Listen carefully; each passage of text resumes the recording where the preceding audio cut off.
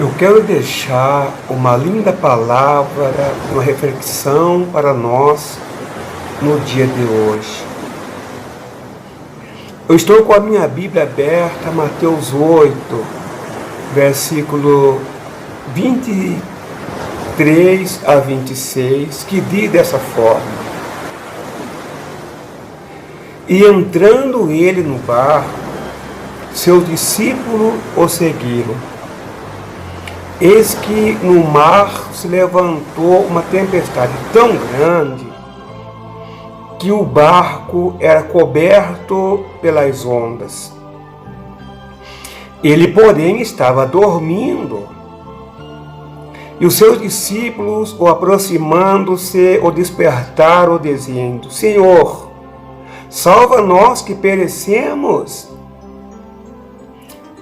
E ele disse-lhe: Por que temeis, homens de pequena fé?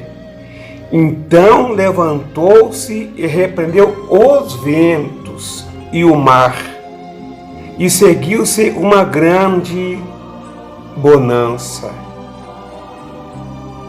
Amados, a gente vê esse grande milagre que Jesus operou lá na época que ele evangelizava as nações, né? Ele precisava, de todas as formas, ir para uma cidade chamada Gadara, para ali levar a palavra de Deus. E quando eles embarcaram, não demorou muito, já levantou no mar uma grande tempestade. Vocês mesmos viram aqui no texto sagrado que as águas já passavam por cima. Eu vejo aqui já um grande milagre de Deus. O barco poderia ter afundado já, né? Mas ali se encontrava Jesus Cristo. Ele estava dormindo após trabalhar o dia todo evangelizando, né? Ele estava dormindo. E o mar se revoltou e as ondas cada vez aumentavam mais. Eles foram a despertar Jesus.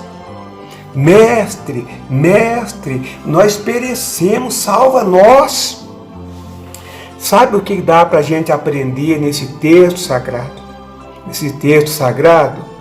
Se você está passando prova, você tem que incomodar o mestre. Despertar o mestre. Mas como, pastor? Despertar na oração. Despertar no jejum. Ô Jesus, a prova aqui está grande, a maré está alta, me ajuda, Senhor. Não, louvado seja Deus. A Bíblia diz que Jesus se colocou em pé e repreendeu os ventos. E foi uma grande bonança.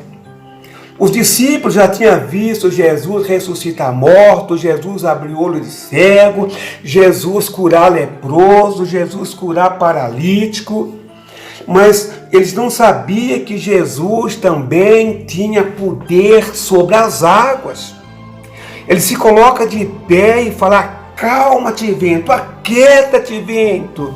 E na mesma hora eu vejo o mar tremulando, e a vitória muito grande para eles. Ele não sabia que Jesus tinha poder sobre as águas, amados. Se você for lá no livro de Salmo, no Salmo de número 89, versículo 9, diz desta forma: é a autoridade que Deus deu, tu domina sobre o impeto do mar.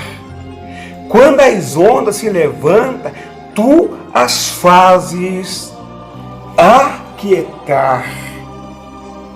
Eles não sabiam que o nosso Jesus tinha poder sobre as águas. A gente vê, meus queridos, lá no livro de Gênesis, a gente vê ali que Deus já tinha autoridade sobre as águas. Quando Deus foi formar a terra, A primeira coisa que Deus teve que fazer para formar a terra foi ordenar as águas que as juntassem num lugar só. Vai lá no livro de Gênesis para vocês verem, querido, que fala lá em Gênesis. Louvado seja Deus.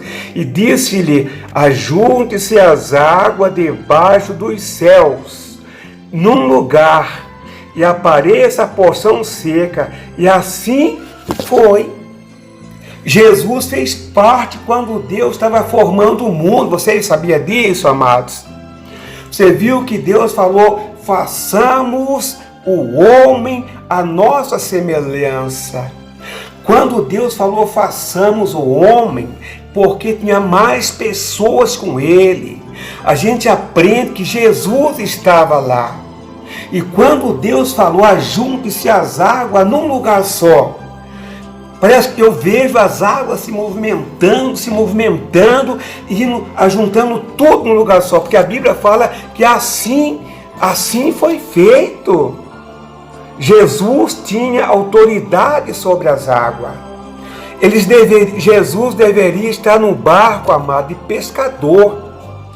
Diz um historiador, Joséfo, que se ajuntava no mar da Galileia cerca de 300 embarcações. Tinha muita embarcação ali. Sabe por quê? Muitos discípulos de Jesus eram pescadores.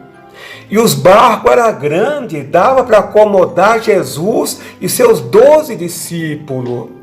Louvado seja Deus, graças a Deus. É o historiador Joséfo, amados, um historiador judeu. Ele falou que normalmente, onde o pessoal se reunia para pescar, cerca de 300 barcos se reuniam ali. Bem provável que Jesus estava num barco de pescador. Lembra quando Jesus já pegou um barco emprestado para pregar a palavra de Deus?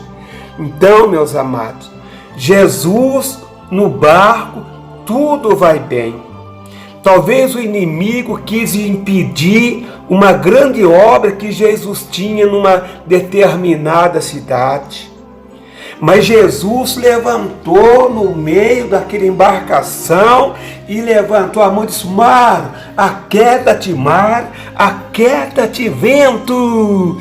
E as águas obedeceram à voz de Jesus.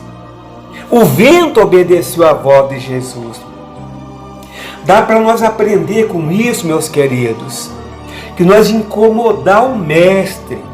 Os discípulos era perito em água, sabia disso? Eles eram pescadores, eles eram perito em água, era perito, mas eles usaram os recursos dele, esgotou. Quando esgota os recursos humanos, entra o recurso de nosso Deus, nosso Pai. Se você está achando que a tua luta está travada, se você está achando que a sua luta está difícil, incomode o mestre, fale com Jesus, ainda hoje você vai ver a sua vitória. Glória a Deus. Tem um corinho que fala: com Cristo no barco tudo vai muito bem, vai muito bem, vai muito bem. Com Cristo no barco tudo vai muito bem. E passa o temporal. Quando Jesus ordena, o mar tem que aquietar, o vento tem que aquietar, a luta tem que cessar e a tua vitória vai chegar. Oh glória! Fica todos com Deus. Receba essa palavra no nome de Jesus. Oh glória!